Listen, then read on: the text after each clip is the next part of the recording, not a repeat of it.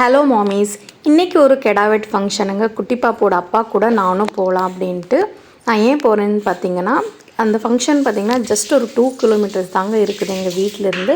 So குட்டி பாப்பாவை ஃபுல்லாக ரெடி பண்ணிவிட்டு ஃபீட் பண்ணிவிட்டு தூங்க வச்சுட்டு அத்தையை பார்க்க சொல்லிவிட்டு நான் வந்து கிளம்பி போயிட்டேங்க. வர வரைக்கும் குட்டி பாப்பு நல்லா தூங்கிட்டாங்க. நான் வந்து ரெஃப்ரெஷ் ஆனதுக்கப்புறம் தான் எந்திரிச்சாங்க. இன்றைக்கி பாப்பு குட்டிக்கு பீர்க்கங்காய் தாங்க கொடுத்துருந்தேன்.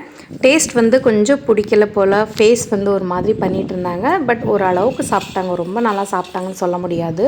மேடம் இன்னும் ரிவர்ஸ் கியரில் தாங்க போயிட்டுருக்காங்க, பின்னாடி தான் போகிறாங்க.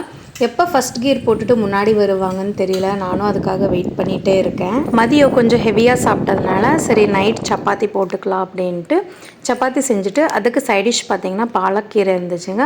அதை துவரம் பருப்பில் போட்டுட்டு உப்பு பருப்பு மாதிரி கடைஞ்சிட்டு காலையில் செஞ்ச கத்திரிக்காய் குழம்பே இருந்துச்சு. இன்றைக்கி ஹைலைட் பார்த்திங்கன்னா இந்த கத்திரிக்காய் குழம்பு தாங்க, செம்ம டேஸ்ட்டாக இருந்துச்சு.